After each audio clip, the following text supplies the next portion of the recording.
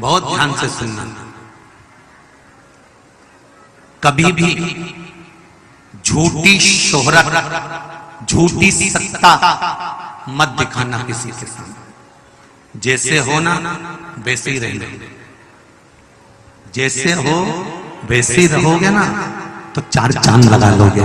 शोहरत दिखाने में बर्बाद हो जाओगे। झूठी शोहरत मत दिखाना, झूठी सत्ता मत दिखाना।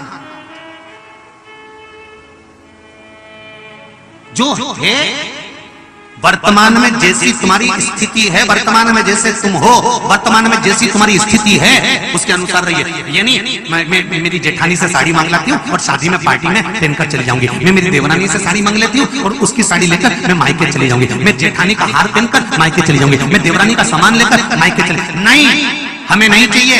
ना जेठानी की साड़ी चाहिए, ना देवरानी का हार चाहिए।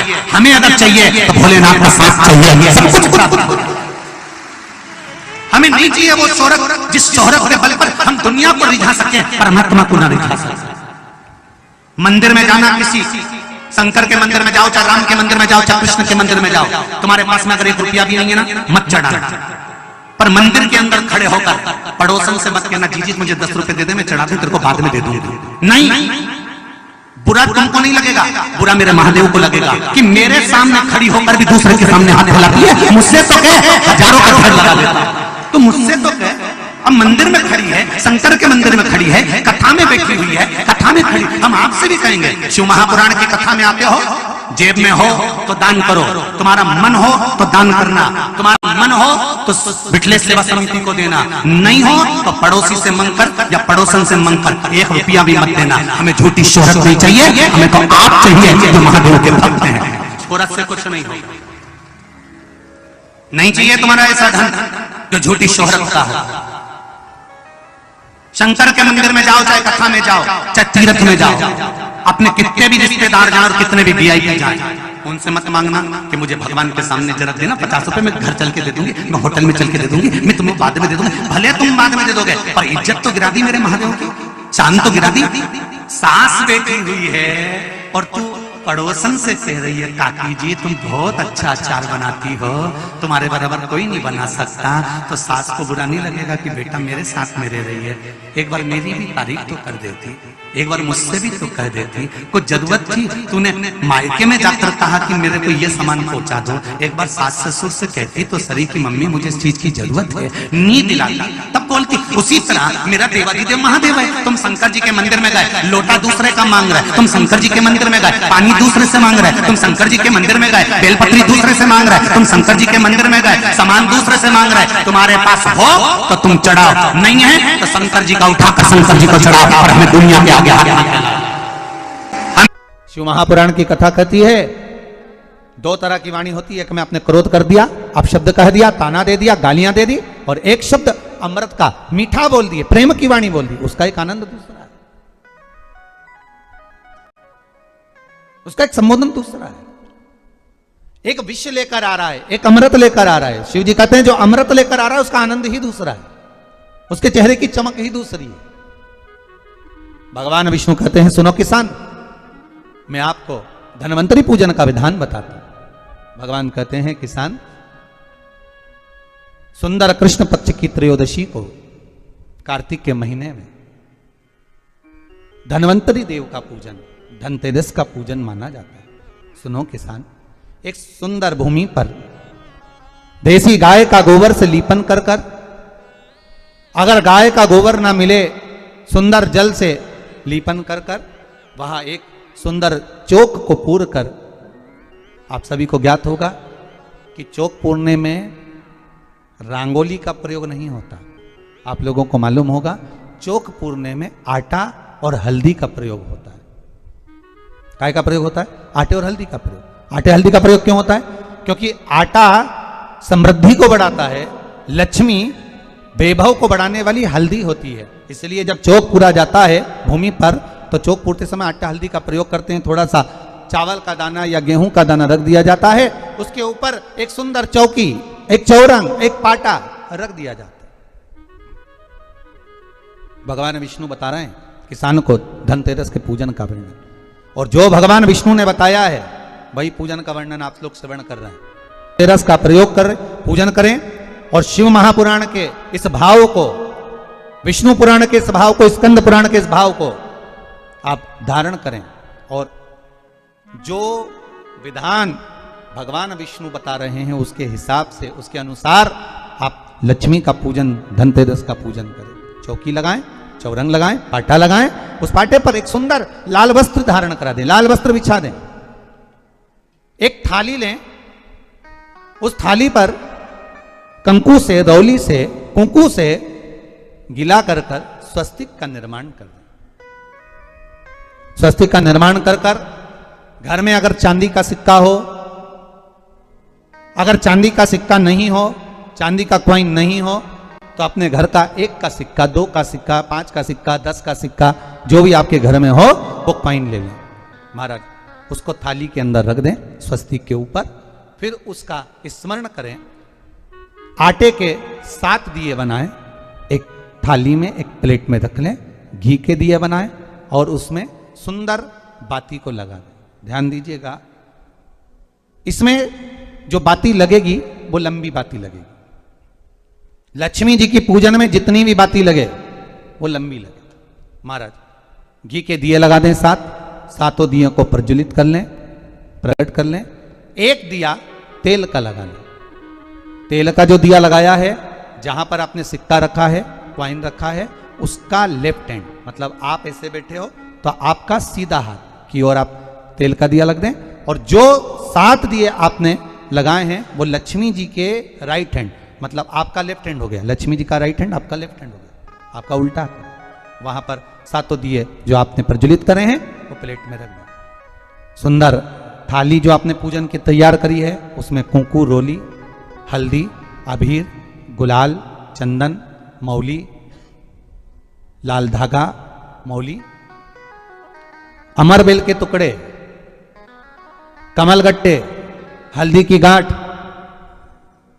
सुंदर भाव में उसको रखें। जल का पात्र सुंदर आनंद से, जो क्वाइन चांदी का और देसी क्वाइन आपने जो रखा है उसका जल से पूजन करें। लक्ष्मी पूजन का समय अलग अलग होता है, पर धनतेरस की पूजन का जो समय है वो प्रदोष काल से प्रारंभ हो जाता है। कब से प्रारंभ हो जाता है? प्रदोष, क्योंकि शिव के द्वारा निर्मित है लक्ष्मी पूजन का। महाराज क्वाइन का पूजन करें, कंकु आदि से पूजन करने के बाद दोनों सिक्कों को उठा लें। दोनों कॉइन, जो चांदी का सिक्का है और जो देसी कॉइन है, उसको उठाकर उस पर जो कलेवा है, मौली है, नाड़ा है, लच्छा है, उसको लपेटना प्रारंभ कर दें और उसको लपेटें। पहले चांदी का सिक्का लपेट दे, फिर देसी सिक्का जो आपने रखा है, 1, 2, 5, 10 का जो सिक्का रखा है उसको लपेट, थाली में उसको रख लें। फिर वापस उस पर जल का छींटा देकर उसका पूजन करें। महाराज हल्दी, रौली, मौली, चंदन आदि लगाकर सुंदर भाव से चावल को हल्दी में भिगो लें और पीले चावल कर उल्टे हाथ में चावल लेकर माता लक्ष्मी के ऊपर जो 2 सिक्के रखे हैं उनका पूजन करें। साथ में जब चावल छोड़ते जाएं तो गणेश जी का भी स्मरण करते जाएं। हे रिद्धि सिद्धि के दाता श्री गणेश जी महाराज, आप हमारे यहाँ पर सदा माता लक्ष्मी को लेकर, कुबेर भंडारी को लेकर सदा विराजमान रहें, नारायण को लेकर सदा विराजमान रहें। चावल छोड़ते जाएं और बाबा से विनती करते जाएं, माता लक्ष्मी से निवेदन करते जाएं। भगवान शिव का स्मरण करें, भगवान नारायण का स्मरण करें, माता लक्ष्मी का स्मरण करें, रिद्धि सिद्धि के दाता भगवान श्री गणेश जी महाराज का स्मरण करें।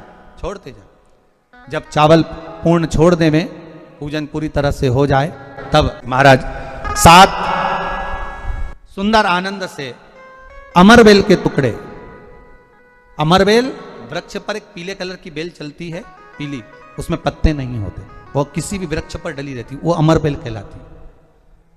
ये अमरबेल लक्ष्मी पूजन में, समृद्धि के लिए, मकान के मुहूर्त के समय पर, गृह प्रवेश के समय पर बहुत कार्य आती है। महाराज ये अमरबेल को पानी की जरूरत भी नहीं पड़ती, आप रूप किसी वृक्ष पर डाल दी जाए वो अपने आप फलती चली जाती है। उसी तरह हमारे यहां भी हम भगवान से यही प्रार्थना करते हैं, जैसे अमरबेल बिना पानी पड़े भी किसी भी वृक्ष पर डाल दी जाए पनपती जाती है, बढ़ती चली जाती है। ऐसे हमारे घर में वैभव लक्ष्मी बढ़ती जाए। अमरबेल के 7 टुकड़े, कमलगट्टे 7, हल्दी की गठान 7, माता लक्ष्मी को समर्पित कर दें। दोनों हाथों में हल्दी पिसी हुई लीजिए और माता लक्ष्मी के ऊपर उसे चढ़ाना प्रारंभ कर दीजिए। 7 बार पिसी हुई हल्दी वो सिक्कों पर चढ़ा दें, अपनी मनोकामना कर कर अपने घर में माता लक्ष्मी को विराजमान करने के लिए। जब हल्दी पूर्ण चढ़ जाए, हाथ में कुंकू ले लीजिए, रोली ले लीजिए, उस रोली कुंकू को भी माता लक्ष्मी को समर्पित करिए। तब इसके पश्चात सुंदर जो भी घर में मिष्ठान हो, मीठा हो, नहीं हो शक्कर हो, गुड़ हो, मिश्री हो, जो भी आपके पास में हो, खड़ी शक्कर हो, वो भगवान को माता लक्ष्मी को भोग रख दीजिए। अगर कुछ मीठा बना हो तो मीठा रख दीजिए। महाराज घर में संपूर्ण पूजन कर कर आपके घर में जो देवालय में भगवान बैठे हैं उनका भी पूजन करिए। पूजन करने के पश्चात आप माता लक्ष्मी से निवेदन करिए, हे माँ आप हमारे यहाँ सदा विराजमान हो।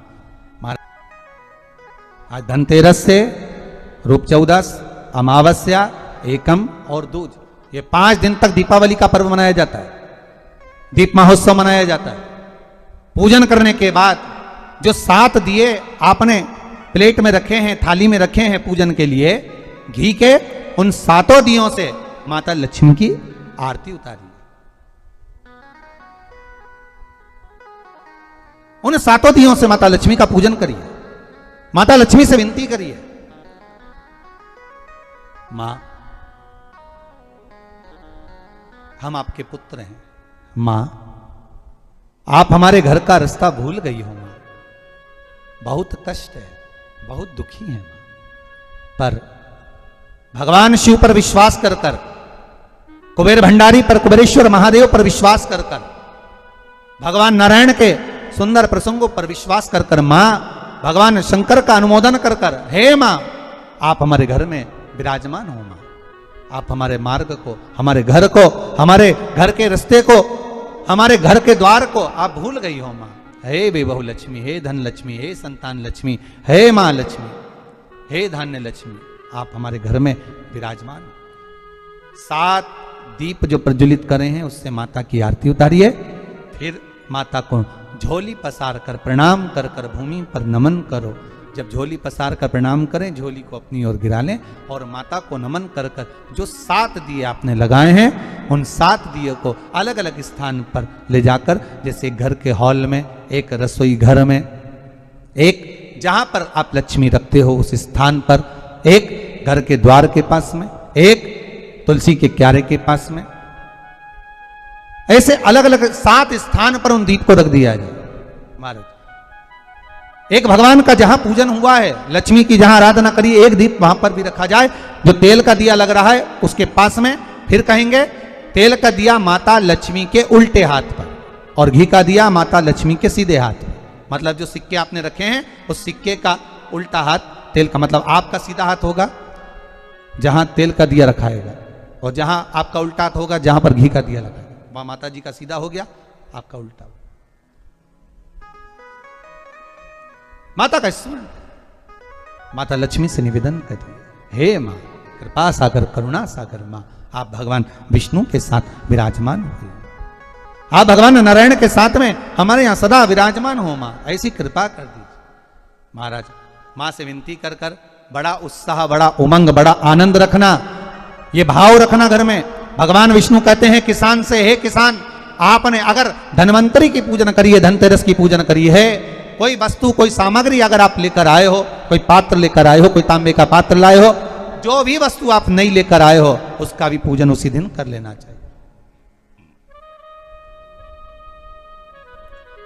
उसका भी पूजन कर लेना चाहिए। बड़ा किसान सुनकर बड़ा प्रसन्न हुआ, नारायण प्रभु क्या मां फिर मेरे घर में रहेगी? भगवान कहते हैं सुनो किसान, ये लक्ष्मी अगर आप धनवंतरी का पूजन करते हो, धनतेरस का पूजन सुंदर कार्तिक के महीने की कृष्ण पक्ष की त्रयोदशी को अगर आप कर रहे हो, तो ये लक्ष्मी भले मेरे साथ बैकुंठ में जाकर रहे, पर लक्ष्मी का एक अंश तुम्हारे घर से कभी नहीं जाएगा, वो सदा विराजमान रहेगा। ऐसी है मां धन्वंतरी की पूजन।